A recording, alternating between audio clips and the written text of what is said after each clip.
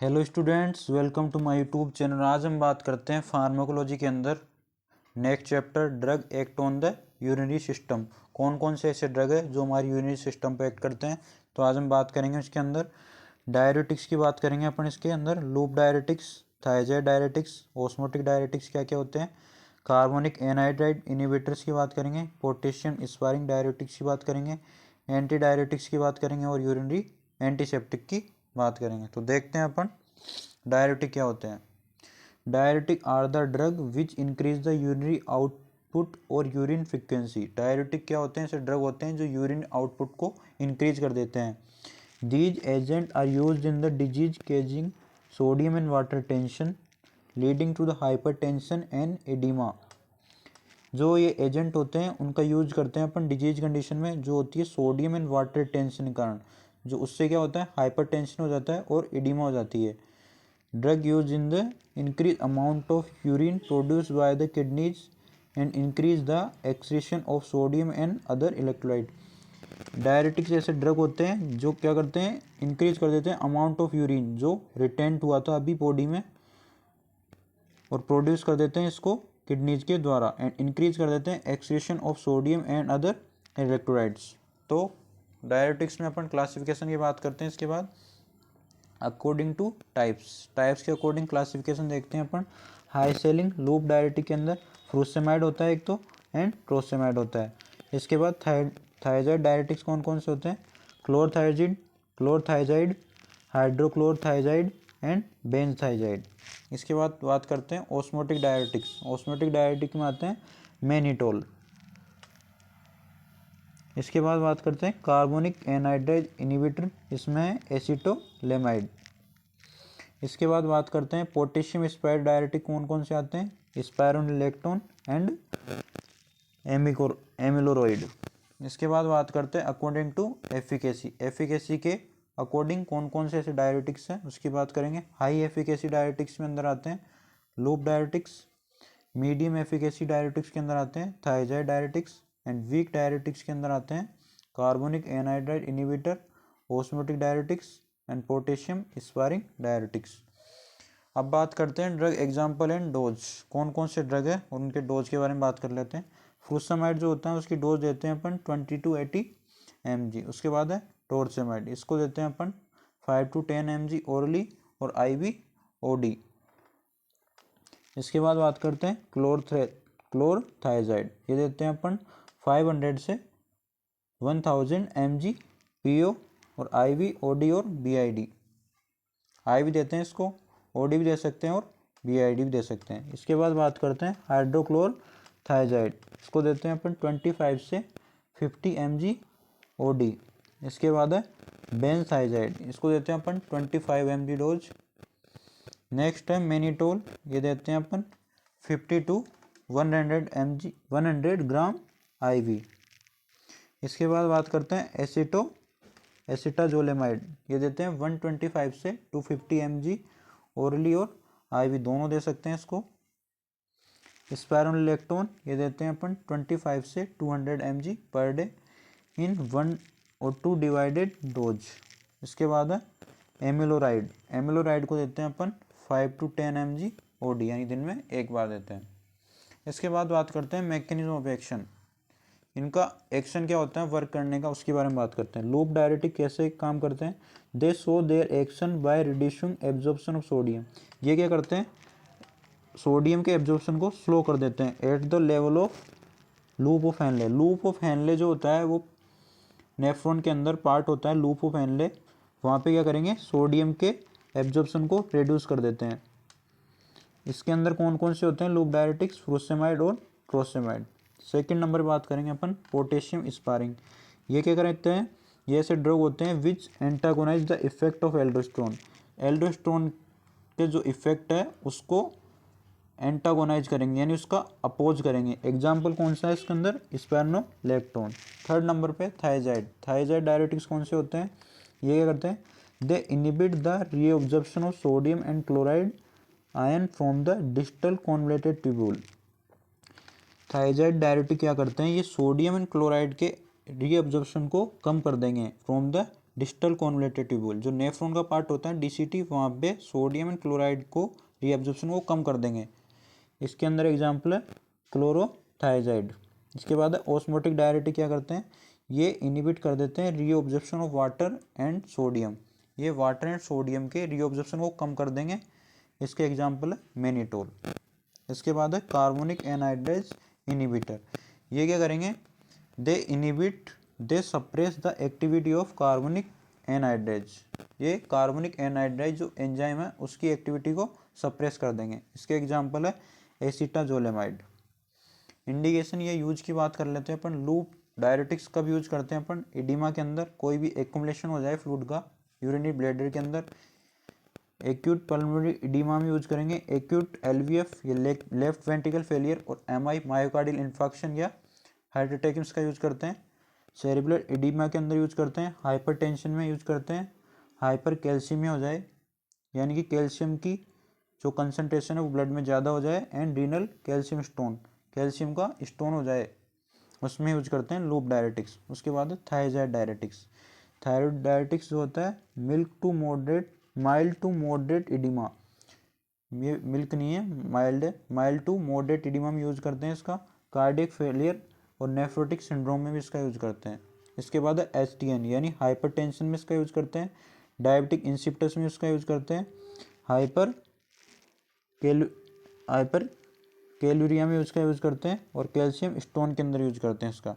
इसके बाद pre menstrual tenses में भी इसका यूज करते हैं। इसके बाद ऑस्मोटिक डायरेटिक्स का यूज कब करते हैं, एक्यूट यूरिनरी फेलियर में, ड्यूरिंग प्रोलॉन्ग सर्जरी और ट्रॉमा, टू प्रिवेंट और ट्रीट इंक्रीज ICP को प्रिवेंट करने के लिए भी इसका यूज करते हैं। इसके बाद ग्लूकोमा, जो आई की डिसऑर्डर होती है उसमें ऑस्मोटिक डायरेटिक का यूज करते हैं। उसके बाद कार्बोनिक एनहाइड्राइड इनिबिटर, का यूज करते हैं अपन ग्लूकोमा के अंदर, एपिलेप्सी के अंदर, पीरियोडिक पैरालिसिस में और एक्यूट मोशन सिकनेस में।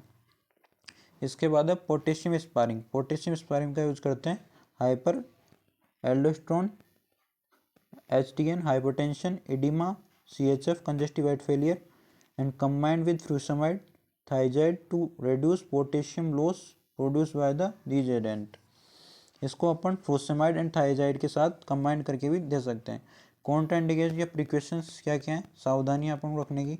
ऑस्मोटिक डायरेटिक्स का यूज से क्या हो सकता है, इंट्राक्रेनियल ब्लीडिंग हो सकती है, CHF हो सकता है, यूरिनरी ट्रैक्ट में ऑब्स्ट्रक्शन हो सकता है, पल्मोनरी कंजेक्शन हो सकता है और एडिमा हो सकता है।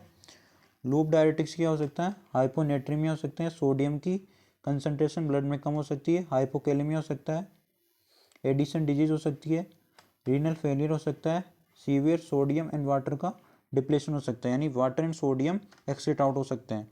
पोटेशियम की वजह से क्या हो सकता है, एनुरिया हो सकता है, हाइपर कैलीमिया हो सकता है और एक्यूट और प्रोग्रेसिव रीनल इनसफिशिएंसी हो सकता है।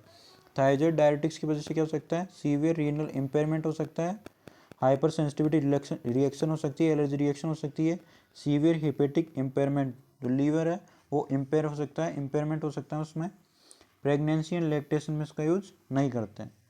कार्बोनिक एनहाइड्रेज में प्रेगनेंसी एंड लैक्टेशन में नहीं देते हैं, हिपेटिक इंसफिशिएंसी में नहीं देते हैं, और सीवियर पल्मोनरी कंजेशन में इसको उपयोग नहीं करते हैं।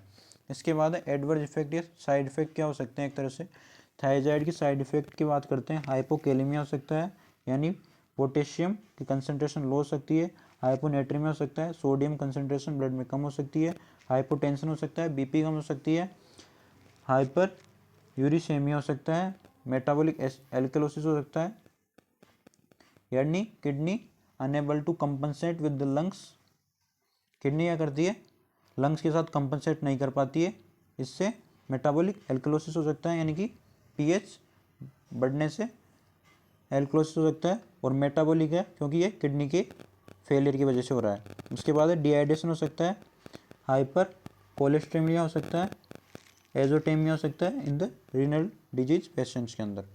लूप डायरेटिक्स के एडवर्स इफेक्ट की बात करते हैं। हाइपोकेलेमिया हो सकता है, हाइपर यूरिसेमिया हो सकता है, डिहाइड्रेशन हो सकता है, ओटोटॉक्सिटी हो सकता है, मेटाबॉलिक एल्कलोसिस हो सकता है, हाइपोमैग्नीशियम हो सकता है, यानी मैग्नीशियम कंसनट्रेशन लो हो सकती है, हाइपोटेंशन हो सकता है। ऑस्मोटिक डायरेटिक से क्या हो सकता है, इलेक्ट्रोलाइट का इम्बेलेंस हो सकता है, increase circulatory load and may cause congestive heart failure, circulatory load increase हो सकता है और इससे क्या हो सकता है, कंजेस्टिव हार्ट फेलियर हो सकता है। इसके बाद पोटेशियम स्पायरिंग से क्या हो सकता है, हाइपर कैलेमिया हो सकता है, मेटाबॉलिक एसिडोसिस हो सकता है, गायनेकोमेस्टी हो सकता है, एल्डोस्टेरोन एंटागोनिस्ट, गैस्ट्रिक प्रॉब्लम हो सकती है, जैसे पेप्टिक अल्सर हो सकता है। इसके बाद carbonic anhydrase inhibitor, carbonic anhydride inhibitor क्या करते हैं, इसकी वजह से क्या हो सकता है, हाइपोकैलेमिया हो सकता है, मेटाबॉलिक एसिडोसिस हो सकता है और स्किन पे रेश हो सकती है, एलर्जी हो सकती है। इसके बाद बात करते हैं anti diuretic. Anti diuretic is an agent that reduce the urine volume opposing the diuresis. ये क्या करते हैं, यूरिन वॉल्यूम को कम कर देते हैं और अपोज करते हैं डाययूरेसिस। डाययूरेटिक में क्या हो रहा था, वो इंक्रीज कर देते हैं यूरिन आउटपुट को। इसके मैकेनिज्म ऑफ एक्शन की बात कर लेते हैं। ये रिड्यूस कर देते हैं यूरिन फ्लो को by the affecting reabsorption of water by the kidney tubules. ये क्या करते हैं, वाटर का रीअब्जॉर्प्शन कर लेते हैं। इससे क्या होता है, जो यूरिन का वॉल्यूम हो जाता है वो कम हो जाता है। एग्जाम्पल इन डोज की बात कर लेते हैं। एंटी डायरेटिक हार्मोन देते हैं वेजोप्रेसिन 5 to 10 यूनिट इंट्रामस्कुलर और सबक्यूटेनियस देते हैं। उसके बाद है डेस्मोरप्रेसिन, ये देते हैं अपन 100 से 400 mcg ओरली या 1 से 4 mcg IV भी दे सकते हैं। इसके इंडिकेशन यूज की बात कर लेते हैं। क्रेनियल डायबिटीज इंसिपिडस में, नोक्टूरिया एसोसिएटेड विद मल्टीपल स्क्लेरोसिस में इसको दे सकते हैं, प्राइमरी नोक्टुरल एंड्रियोसिस या वेट वेटिंग में इसको दे सकते हैं। कॉन्ट्राइंडिकेशन की बात करते हैं, इसके अंदर हाइपर सेंसिटिविटी हो सकती है, इम्पेयर्ड रीनल फंक्शंस हो सकते हैं विद ऑनगोइंग डायरेटिक ट्रीटमेंट के अंदर इसको नहीं देते हैं अपन। केजन इन सीवीडीज के अंदर इसको नहीं देते हैं। Oedema, hypertension, cystic fibrosis, fluid electrolyte balance, pregnancy and lactation time के अंदर अपन एंटी डायरेटिक नहीं देते हैं। यूरिनरी एंटीसेप्टिक की बात करते हैं अपन। Drug used for the urine tract infect which kill और inhibit the growth of microorganism. Urinary antiseptic क्या करते हैं, जो माइक्रो ऑर्गेनिज्म की ग्रोथ होती है उसको कम करने का कार्य करते हैं और इनहिबिट या किल करने का कार्य भी करते हैं। इसके बाद मैकेनिज्म ऑफ एक्शन की बात कर लेते हैं अपन। देर आर द बैक्टीरियोस्टेटिक होते हैं, यानी बैक्टीरिया को किल करते हैं ये ड्रग। दे इनहिबिट कर देते हैं growth of different species of bacteria in the urine.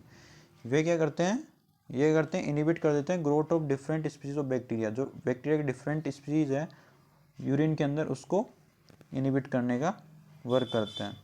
Drug example in dose की बात कर लेते हैं यूरिन एंटीसेप्टिक की। नंबर 1 पे है कोट्रिमाजोल, इसमें डोज है कोट्राइमोक्सोल, ट्राइमेथोर्बिन एंड सल्फमेथाजोल। ये देते हैं अपन 80 mg प्लस 400 mg। इसके बाद है सल्फेडाइजीन, ये देते हैं अपन 500 से 1000 mg। ये इसके बाद है सल्फेमेथोक्जेल, ये देते हैं अपन 1 से 2 ग्राम ओरली एवरी 6 आवरली। मिसेलियस ड्रग के अंदर बात कर लेते हैं अपन। इसके अंदर ये थे सल्फेनेमाइड ड्रग। इसके बाद बात करते हैं मिसेलियस ड्रग्स। इसके अंदर है फ्लोरोकिनोल्स, इसमें देते हैं सिफ्रोफ्लेक्सिन और लीवोफ्लेक्सिन, ये देते हैं 250 से 500 mg और लीवोफ्लेक्सिन भी देते हैं 250 से 500 mg। इसके बाद देते हैं मेथेनेमाइन 1 ग्राम ओरली देते हैं इसको। इसके बाद है नालिडिक एसिड, ये नालिडिजिक एसिड देते हैं इसको 500 mg। इसके बाद है नाइट्रोफ्यूराटोइन देते हैं 50 से 100 mg ओरली। इंडिकेशन या यूज की बात कर लेते हैं अपन। Sulphonamide are use to treat infection caused by the susceptible organism urine tract.